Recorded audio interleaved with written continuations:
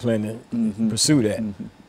And so, Representative Love, when you look at incarceration, I think that the president has done quite a bit in terms of trying to deal with overcrowded and et cetera, et cetera. What about the state of Tennessee? Do we need to do anything? We do. Let's talk about what we do. And I would say we also need to take a page from the state of Virginia, where the governor just exonerated about 200,000 people to give them a chance to get their voting rights restored. There's an unfairness, as far as I'm concerned, when we still tax persons who are out of prison with sales tax, property tax, income tax, but we haven't restored their right to vote. I think that there needs to be a more simple process to getting voter rights restored. Like Pastor Walker saying, there ought to be an opportunity for him to have his record expunged. The problem is, every year we have to add a new felony to the list of things expunged, and so it's a process every year just to add that thing to it. And so I'd be more than happy to talk to Pastor Walker later on about how we might look at other crimes and also the time frame and which felonies we can't add to the list.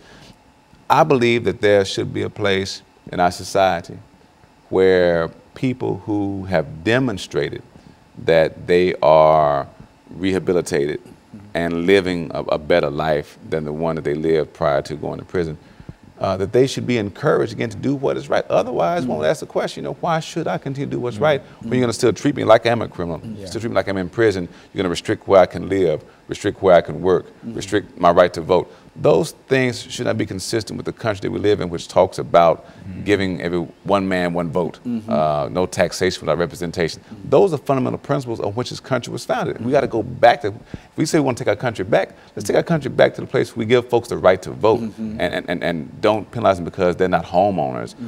Go back to that place. We need to get to a place where even those who may be homeless should still be the right to vote because they're still engaged in the process of buying items and paying taxes on them. They still need representation. So we got to get beyond this place of restricting the right to vote. We should encourage more folks to engage in the process. And I think that's been one of the activities that many southern state legislatures have been involved in, trying to reduce the number of individuals that are able to vote. We restrict college students in Tennessee who don't have a Tennessee identification, a Tennessee driver's license. They can't vote in Tennessee.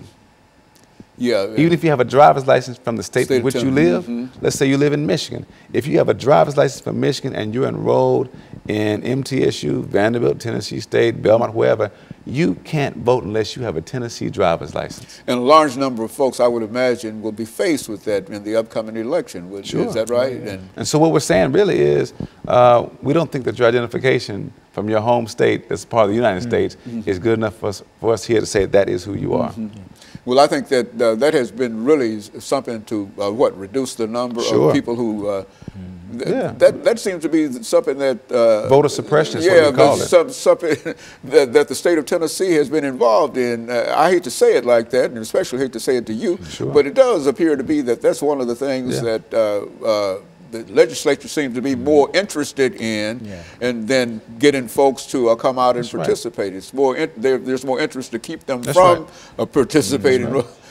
So is that true of what you're doing up there? Putting obstacles in the path of voting, for me, is un-American. All right, and the statement was made about it said we want to reduce voter fraud. There have not been instances where college students in high numbers have illegally voted. It's just that the vote of college students oftentimes favors one party over another one. And so those who in power chose to restrict the right of college students to vote.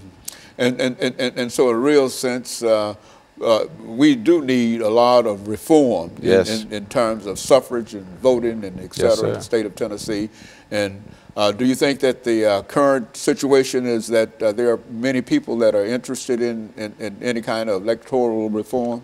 No, they're more concerned with, again, restricting voter access. I would applaud efforts to allow, I think, we have such great technology. Why can't I apply to vote the day of the election? Why can't I, with the way technology is, you ought to be able to have a computer system that will show you that I've registered right now and I can vote right now and that I'm not registered in 2 other places. Because once if I register today and go and vote today, then I can't go and register and vote in another location. why shouldn't I be allowed to register the same day? Okay, very good. And of course, we're going to have to end this show for today. But let me thank the two of you for coming by and giving us that excellent information.